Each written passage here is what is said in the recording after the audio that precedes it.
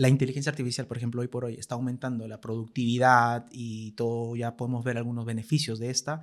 Igual hay que tener mucha precaución. Cuando mucha gente habla de la misma acción, es porque ya es muy tarde. Invertir en Estados Unidos es apostar a que la economía siempre le va a ir bien, a la economía más grande del mundo le va a ir bien. En estricto rigor, para mí es favorable invertir en Estados Unidos. Pero también hay que tener en consideración que este es un escenario un poco atípico.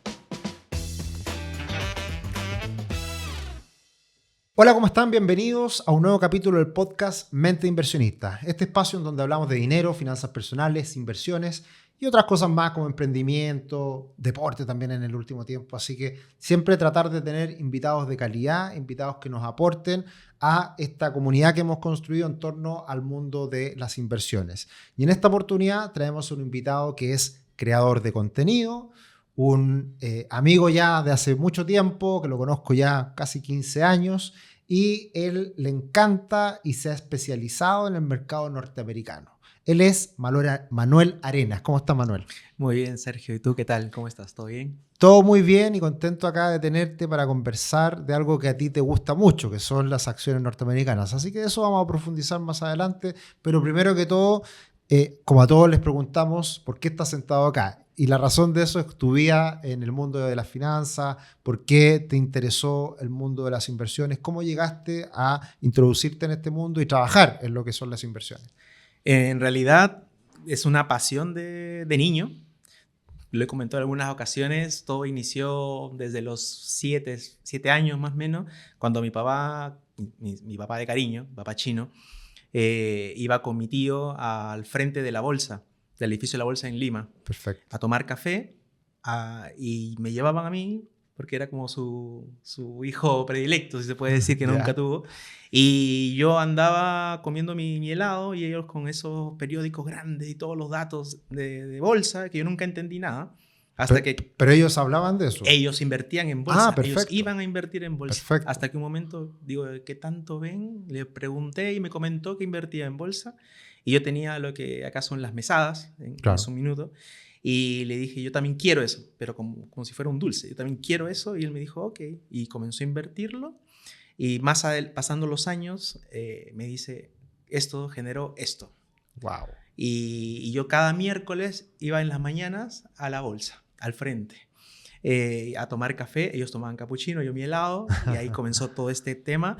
Y ahí me nació el interés y la pasión por invertir. Oye, pero muy pequeño, los 7, 8 años, Sí. qué lujo, porque uno generalmente se le activa esta pasión, interés más viejo, o sea, más crecido, sí, no viejo. En realidad, cuando puse la primera inversión, por ejemplo, fue a los 9 años. Ahí comenzamos. Perfecto. Y de ahí en adelante era simplemente cada mesada iba directamente a invertir. Y cuando llega la época de ir a la universidad, mi papá me dijo, entra a cualquier universidad que tú quieras, te voy a apoyar. Ok, perfecto. Y yo la tenía clara, yo decía, yo quiero estudiar bolsa. Claro. Y era cualquier carrera universitaria que hubiera llevado bolsa, decía química, medicina, lo que fuese. Da lo mismo. Si llevaba bolsa, yo iba a estudiar. Exacto. Yo nunca me vi, por ejemplo, haciendo política macroeconómica, sentado en un cubículo, nada. Yo quería una sola rama. Y ahí entré a la Universidad de Lima a estudiar economía y me fui para la rama de la bolsa. Que esto siempre es bueno comentarlo cuando hablamos con alguien que no sea chileno, en tu caso en Perú, lo que se estudia, y en general yo diría que en todos lados, en Chile somos los únicos raros, pero ¿cuál es la carrera como la ingeniería comercial en Perú? ¿Administración? Administración de empresas. Ya, perfecto. Sí. Y ahí se llama literal administración de empresas. Administración de empresas, claro. Y yo me enfoqué en economía. Que ahí, finanzas. Dentro, cuando uno está haciendo la carrera, ya sea ingeniería comercial o administración de empresas, o cualquier carrera, en realidad siempre uno tiene una rama que puede optar. Exactamente. Y esa rama en tu caso fue economía. Fue economía y gestión de riesgo. Perfecto. La de política monetaria no me gustó tanto. Ya. Más que nada el tema bursátil. Claro, por lo mismo. Y entonces, nada, ahí comenzó todo. Ahí ya profesionalicé la inversión. Hasta que de un día a otro entré al mercado laboral, que justamente fue mi primer trabajo en Forex Perú. Ah, perfecto. Y ahí te conocí. Como dato anecdótico, yo nunca busqué trabajo. Ya. En toda mi vida nunca lo he buscado. Ya. Nunca hice un currículum, en realidad. Ya. Porque cuando entré a Forex, por ejemplo, me llamaron para ser cliente. Y venía una chica, se llamaba Pamela, que la debes conocer. Y me invitaba a ver las oportunidades de inversión y yo iba para ver, pero yo ya invertía. Entonces le dije un día, mira, no quiero que sientas que el tiempo lo estás malgastando. Perfecto. Te voy a hablar sobre Apple. En ese momento hablaba de Apple. Y en Perú, en la oficina, un día me llaman y me dicen, oye, Manuel, te quieren conocer. Quieren que mandes tu currículum a Chile. Pasaron, pues en la entrevista, y ahí el gerente general, que era Daniel Valencia, me decía, tú eres el chico de Apple. Y así me conocieron y me dijeron, ya te queremos, y ahí comenzó todo. Ahí comencé a trabajar en Forex Perú. Perfecto. Me acuerdo como si fuera ayer, porque claro, yo en su minuto trabajaba en la parte de estudio y tú siempre tenías un interés por analizar un poquito más las compañías y con una orientación muy clara respecto al mercado norteamericano. Y por eso esta conversación nos vamos a concentrar en eso, que es tu principal interés, y un poquito hablar de cosas que quizás a lo largo del tiempo la experiencia has ido aprendiendo y qué cosas puedes transmitir. Y parto por algo que para nosotros quizás es súper importante, que es el análisis fundamental, que es entender lo que tiene una compañía, lo que hace, cómo gana plata, cómo mejoran, empeoran sus beneficios. Y la otra parte que es el análisis técnico, que es mirar los precios y mirar ese comportamiento que a mi parecer se conjugan de muy buena manera. ¿Cuál es tu forma de mirar el mercado? ¿Qué es lo que consideras? ¿Qué es lo que estás analizando en el día a día? Partí como clásico académico con análisis fundamental hasta que conocí la parte del trading. Me tiré un masacazo fuerte. Mi primera inversión no vi la parte técnica y perdí mucha plata. Y ahí entendí que en las inversiones se necesita el análisis técnico y fundamental. Lo aprendí a la fuerza en realidad. Y ahí comencé a conjugar todo. Yo era muy fundamentalista. ¿Sí? El ratio decía esto, era esto. ¿Sí? No me importaba el soporte, la resistencia o las medias, nada que ver. Pero ahora conjugo todo. Conjugo esto más los ciclos de la economía, que son muy importantes. Y una vez que, desde mi punto de vista, se juntan fundamento y técnico, yo comienzo a entrar ya a invertir. Entonces, hay varias aristas, obviamente, que se tienen que complementar. Y para mí es vital que las personas que quieran invertir siempre tengan un plan. Y en función a tener un plan, conocer su perfil, el horizonte de inversión, creo que allí no es que te vas a dar por exitoso, no es que vas a ganar sí o sí, claro, pero tiene las probabilidades a favor. Y a mí me gusta al menos entrar al mercado con las probabilidades a favor, que los alumnos que yo les enseño puedan justamente aprovechar teniendo una estructura que para mí es vital para tener éxito. Perfecto. Y hablas de un plan. ¿Cómo tú podrías aterrizar ese concepto de plan, que para muchas personas quizás es medio desconocido? ¿En qué se traduce un plan de inversión en este caso? Saber primero cuáles son las noticias, desde mi punto de vista, que son claves para poder entender el escenario donde estoy parado. Saber el terreno, saber si estoy en terreno fértil o no. Saber las noticias tan básicas como el PIB, el IPC, el IPP, el ROE, el ROA, para partir. Luego ver en qué ciclo de la economía estoy, expansión, contracción y todo lo demás. Cómo viene la Fed, es importante para mí que enfoco mis inversiones en Estados Unidos. Es clave también ver qué está pasando en ese país, quién es el presidente del Banco Central. Mañana, por ejemplo, hay un nuevo cambio de presidente. Kevin Warsh entra, donde supuestamente va a ser un presidente hawkish, pero con un tono dovish, que es más agresivo, pero un tono suave. Expliquemos eso Sí, para traducir. Por eso lo di. Un presidente y un banco central que tiene una tendencia hawkish se le llama a lo que son los halcones, aquellas personas que privilegian tener tasa de interés alta. Perfecto. Para ponerlo en súper simple, tasa de interés, la TPM, alta. Para más enfocado en controlar la inflación. Controlar la inflación. Y el dovish, en cambio, es la paloma, más suavecito, más manso, que es bajar la tasa, estimular el consumo y todo lo demás. Hacer que incluso la inflación sea un poquito más elevada, pero para fomentar el crecimiento. Privilegiando el crecimiento económico y sí. ¿Por qué? Porque a través del consumo, el consumo representa el 70% del PIB y eso lo genera, ¿no? Y teniendo este ambiente macro, uno conjuga ya ahí en esa parte, la primera parte del plan. saber dónde estoy parado, saber en qué momento poder ver una potencial entrada. Y de allí, cuando ya sé el qué, entro al cómo, que es con el análisis técnico, que uno pueda ver si está en una zona interesante para comprar, entrar, y de ahí, en función a ello, puedo tomar una decisión. Y eso yo lo hago en Manuel Finance. Hago live para explicar a la gente cómo poder entrar, cómo poder ver, cómo poder analizar también sin ningún tipo de sesgo, ¿no? Y en función a ello, creo que tengo las aristas los ángulos bastante puestos para poder ya entrar al mercado con convicción. Tener tranquilidad financiera no se trata de saberlo todo, se trata de estar bien acompañado.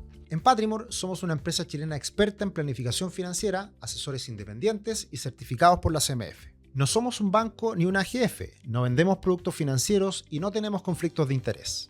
Ayudamos a las personas a ordenar sus finanzas, desde deudas hasta inversiones, para aumentar el patrimonio. En Patrimor te acompañamos para que tomes decisiones financieras con criterio, independencia y foco en lo que de verdad importa para ti.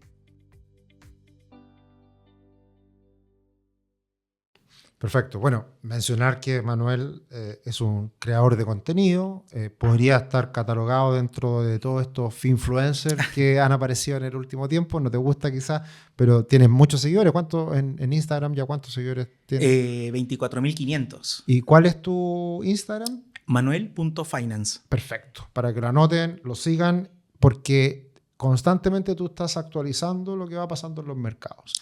Y ahí nos metemos ahora en Estados Unidos. Y te quiero hacer una primera pregunta más general.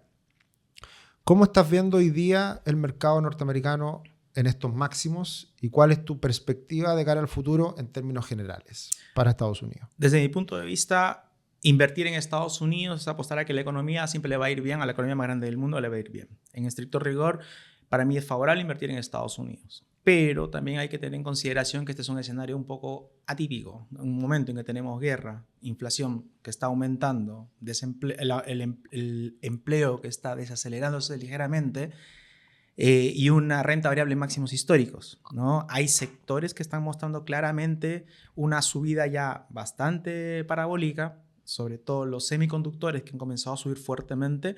Me levanta obviamente una ceja para ver qué está pasando acá, dar un monitoreo, porque si bien la inteligencia artificial, por ejemplo, hoy por hoy está aumentando la productividad y todo, ya podemos ver algunos beneficios de esta, igual hay que tener mucha precaución, ¿no? Hoy el escenario que yo veo es de tener precaución, aprovechar sí coyunturas. Creo también que en un año electoral que se viene, medio término en Estados Unidos, es clave. Vamos a tener el próximo mes de junio la primera decisión de tasa de interés con el nuevo presidente del Banco Central. En este minuto Estados Unidos y China están en conversaciones, Trump está en China. Entonces hay varios escenarios que hay que ver, pero que nos ponen en un momento bastante interesante. Renta variable en máximos históricos, con no todo solucionado, y ahí es como que uno tiene que tener mayor precaución que antes, ¿no? Y generalmente cuando pasan este tipo de situaciones, donde uno pone esta cuota de cautela, por lo que percibo, esa es como tu opinión, así como para partir, muchas veces aparecen en estos contextos la lógica del ser selectivo, que ahí es, ok, quizás el mercado en su conjunto está muy exagerado, está demasiado optimista, entonces, pero siempre hay empresas que les va mejor, otras que les van no tan bien, y ahí es donde uno ve el potencial. ¿Cómo tú estás viendo quizás sectores o quizás acciones que te parezcan interesantes en esa mirada a futuro? Hay que convenir que yo tengo un perfil un poco más agresivo también en mis inversiones. Me encanta mucho el sector tecnológico, es donde yo me muevo principalmente, y allí hay varios subsectores, ¿no? El consumo cíclico en este momento, el discrecional, perdón, está en este minuto bastante interesante. Para que se entienda, dentro del consumo discrecional, ¿qué empresas podrían estar ahí? Por ejemplo, está Amazon, una líder en e-commerce, que no solamente ya es una empresa que hace e-commerce, sino también tiene AWS, que es la nube, etc. Y hay varias secciones de negocio. Netflix, McDonald's también podría considerarse en parte consumo discrecional. Para mí, en este minuto, la IA está con un potencial bastante fuerte. Una de las líderes es Google, por ejemplo, porque tiene una inversión bastante interesante en SpaceX, una de las empresas que va a salir a bolsa pronto. Yo creo, al menos desde mi punto de vista, que todas las personas están teniendo la mirada en SpaceX como la salida a bolsa más importante del año. Desde mi punto de vista, creo que la mirada debería estar tirada más para el lado de Alphabet. Alphabet es una empresa que en 2015 invirtió $900 millones en SpaceX. Y el día de hoy esa inversión vale $100.000 millones. Wow. Y a su vez también Alphabet invirtió en Anthropic, que es para quienes no conozcan Anthropic, Cloud, la inteligencia artificial, hoy día tiene ya una valoración de casi $1.000 millones. Y también Google invirtió hace muchísimo tiempo en ese tipo de empresa. Entonces ahí hay potencial, ¿no? Oye, qué buen punto el que tocas, porque cuando hay IPO, que son las aperturas a bolsa, generalmente uno dice, oye, qué bueno invertir de los primeros en SpaceX. Oye, qué bueno invertir en Anthropic, que se abre a bolsa. Sí, pero ya llegaste tarde. Totalmente. Entonces, qué interesante lo que tú mencionas, porque si Google ya invirtió y ya va a materializar ese aumento, esa ganancia de la inversión, es un buen aspecto a tener en cuenta. Sí, sobre todo porque cuando salen estas empresas rimbombantes, conocidas, la gente va a querer invertir ahí. Y es lo que, desde mi punto de vista, el mercado quiere que tú hagas. Porque para que esos fondos que entraron hace muchos años materialicen el dinero, tienen que vender. Y para vender, alguien tiene que comprar. Y normalmente los que compran son los que tienen menos información. Claro. Entonces, el que ve dice, Elon Musk, SpaceX, voy a comprar SpaceX. Pero ese que va a entrar probablemente en la primera salida a bolsa con un 25, 30, 100% a alza, en realidad va a estar dando el dinero a este de acá. Claro. Y las acciones van a comenzar a caer, porque cuando hay mucha venta, las acciones tienden a caer y a veces las personas no ven. Por eso hablaba de la importancia de tener un plan, un método. Saber lo que yo hago, por ejemplo, es que mi alumno, cuando está así, viendo el mercado, lo que haga es atrasarse un poquito más y ver el ambiente. Porque de esa manera uno puede ver mejor al mercado. Y ahí es donde salen este tipo de empresas, como por ejemplo, Alphabet, o en el caso también cuando salga OpenAI, Microsoft es uno de los principales inversores que entraron. Entonces, ahí hay mucho para poder observar también en las salidas iniciales. Perfecto. Qué buenos datos. ¿Qué otra empresa crees tú que podría verse atractivo en el futuro teniendo en cuenta toda esta revolución? O sea, claramente acá hay un par de empresas que se ven beneficiadas. Pero bueno, aprovechemos de hablar de Apple, que siempre te gustó, siempre la analizaste. ¿Cuál es tu opinión respecto a ella? Que en general ha sido una empresa, no sé cómo decirlo, pero que es más del estilo vaca lechera, una empresa mucho más consolidada, con menos crecimiento en los últimos años, pero sigue siendo una empresa súper rentable. Súper rentable, más de 38% de márgenes, crecimiento del iPhone bastante importante. Impresionante el crecimiento de iPhones en China, después de 3 años mostrando un crecimiento importante. El principal riesgo que tenía era que tenía mucha producción en China, con la guerra comercial se vio afectada, y ahora comenzó a producir iPhones en la India, ¿no? Y eso genera también que la empresa mejore sus márgenes de ganancia. Pero a la vez también es una de las últimas que se quedó en la batalla, en la carrera de la inteligencia artificial. Inicialmente invirtió, generó un equipo, pero después termina pagándole una licencia a Alphabet justamente para que le ponga su inteligencia artificial en Siri. Pero como siempre dicen, Apple es Apple. Y termina de una u otra manera generando más adhesión a la marca. O sea, probablemente muchas personas que tienen un iPhone, si se les pierde, van a querer comprarse un nuevo iPhone en vez de un celular Samsung o un Huawei. Muy probablemente por el sistema operativo. Y aparte porque Apple también tiene algo que es, le da exclusividad. Las personas que usan se sienten un poco más exclusivas al usar este producto, y eso genera que, como tú bien dices, sea como una vaca lechera, es un producto que está establecido. Pero dentro de ese aspecto, por ejemplo, yo tiraría mi mirada hacia empresas como Nvidia, que tuvieron un altísimo crecimiento, sobre todo en el 2020, finales del 2022-2024, tasas de 100%, 200% anual, pero que luego retrocedieron y que hoy siguen manteniendo el 91% del mercado, del market share de semiconductor, y es potente, con márgenes de 78%, o sea, de cada dólar 78 centavos que gane, tremendo. Una locura. Y con la corrección que tuvo también con la guerra, las valoraciones de Nvidia retrocedieron bastante a un nivel aceptable para una empresa de alto crecimiento con alto potencial. Invirtió también en Intel y otras empresas más. Entonces, en general, me parece que la ventaja competitiva que tiene en este momento Nvidia puede ser interesante. Ahora, como todo, hay un riesgo. Claro. Porque hay un dato estadístico que dice que de las 10 caídas de una acción en bolsa en toda la historia, de las 10 más grandes caídas, 8 han sido de Nvidia.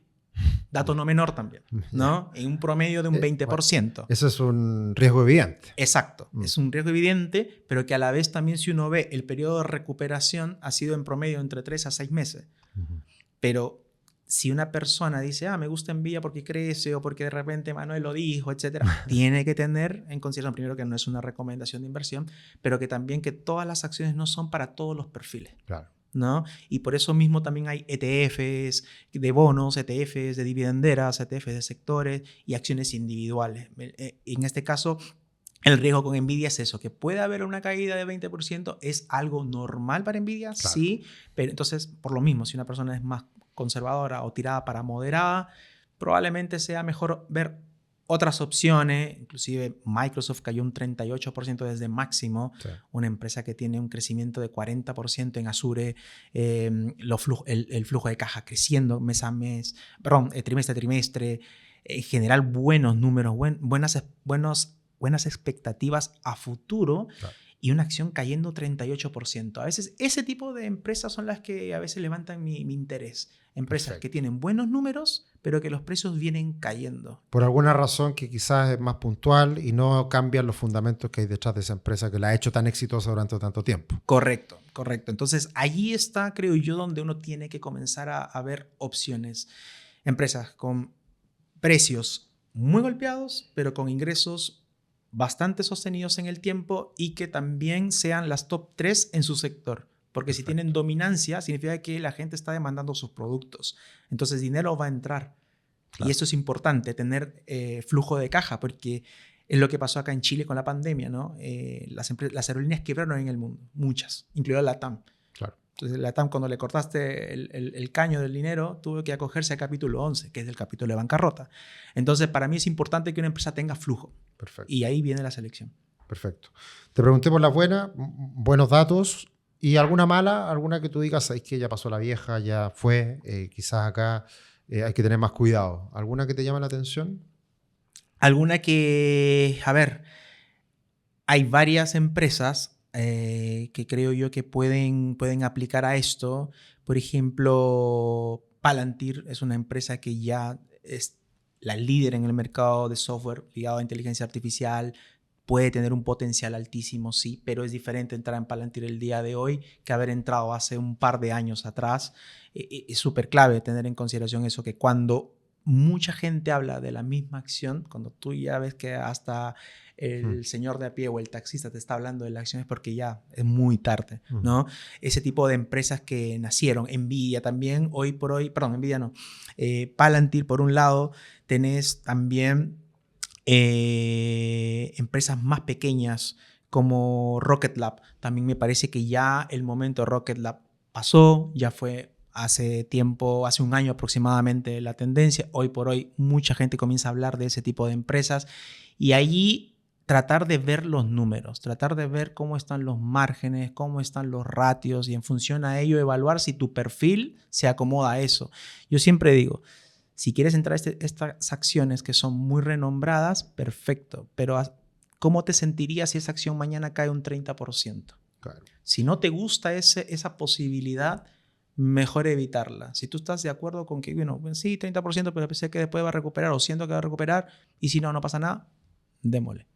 Oye, Manuel, y hoy día con todo lo inteligencia artificial y toda la información que hoy día tenemos, a diferencia de hace 15 años atrás que había mucha menos información, ¿qué tú le podrías recomendar a alguien que mire en qué se puede apoyar para empezar a entender los números y lo que hay detrás de estas compañías? Sobre fuente de información hay varias y eso es súper interesante porque acá se me va a caer un poco el carnet. Hasta hace unos años todos teníamos la misma información, que era un CD que se llamaba Encarta, donde simplemente estaba toda la información puesta allí y el acceso a internet era muy limitado. Y todos tenían la misma información. Hoy por hoy no. Hoy tienes Google, la globalización generó que todos puedan generar una página. Yo puedo entrar a Investing, por ejemplo, generarme un perfil, hacer un reporte y decir que el dólar va a subir a 3,000 pesos y alguien puede que lo lea y vea, Investing dijo que va a subir a 3,000. Y no. Hay fuentes y fuentes para mí. Por ejemplo, CNBC me parece importante, Barron's, Wall Street Journal, Market Watch también, Bloomberg la uso también, y la gran mayoría son páginas que tienen información gratuita. Si alguien quiere obviamente profesionalizar un poco más, puede pagar las membresías anuales, que pueda tener $500 en CNBC, en Barron $700, etc. Bien, pero con la información que tienen hoy disponible, inclusive Yahoo Finance, está todos los ratios, uno puede empezar, ¿no? Y lo ideal, justamente lo que yo enseño o comunico en Manuel Finance es hacer hablar los números, porque una persona puede entrar a Yahoo Finance, puede ver un PER 25, pero el número no le va a decir nada. Lo que yo trato de enseñar a la gente es a entender los números, que los números comiencen a hablar. Si uno entiende lo que dice un PER 25, un PER 30 o un PER 10, ya avanzamos bastante. Pero siempre a informarse. Pero estas fuentes entregan noticias, datos, números. Una página importante, Forex Factory o Investing también para ver calendario de noticia. Un Earnings Whisper es súper importante. Toda empresa que cotiza en bolsa cada 3 meses entrega resultados trimestrales. Y cada 3 meses, dependiendo del nivel de riesgo, una acción puede subir un 15, un 20%, como también puede caer un 15%. Entonces es vital Earnings Whispers para mí utilizar, sobre todo porque imagínate, tú entras el día de hoy y el resultado es mañana. Puede pasar cualquier cosa. Puede pasar cualquier cosa. El calendario de Earnings Whisper nos ayuda a adelantarnos justamente a saber que hay un resultado trimestral mañana. Me espero mejor. Entonces, el timing también es ideal ahí. Perfecto. Oye, Manuel, y para ir finalizando, se pasa volando el tiempo en las conversaciones. Experiencias personales.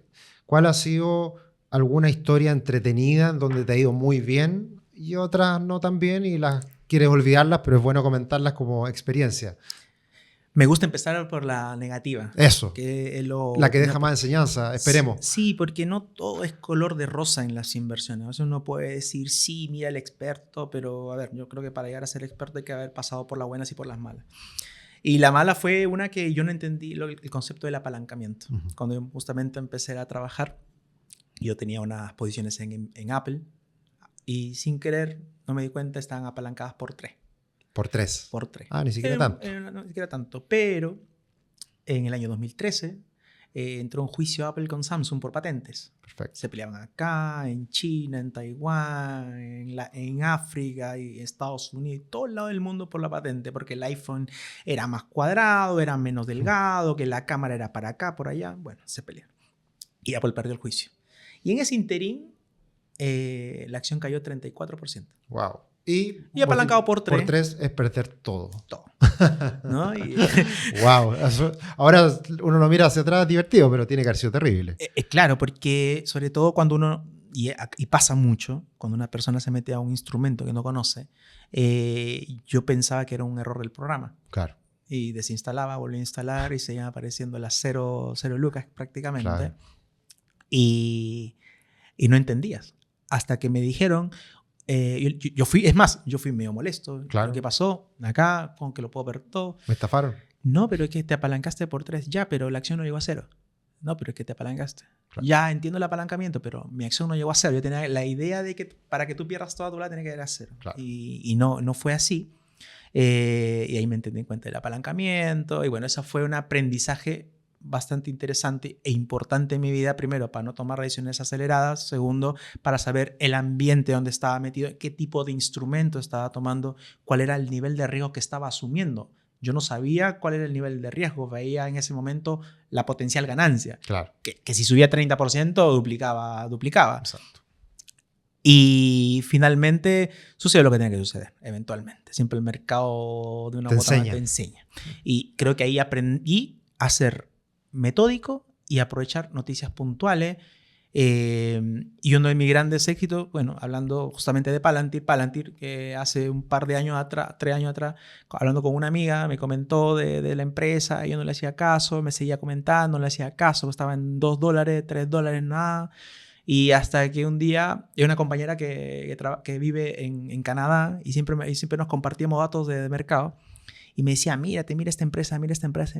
Y yo no le hice caso hasta que, bueno, dije, compramos en 11. Y compramos Palantir en 11, la mantengo. Y Wow. ese fue el mejor caso de éxito, Eso ¿no? se ha multiplicado por 10. 10. Sí. Wow. Sí. Wow.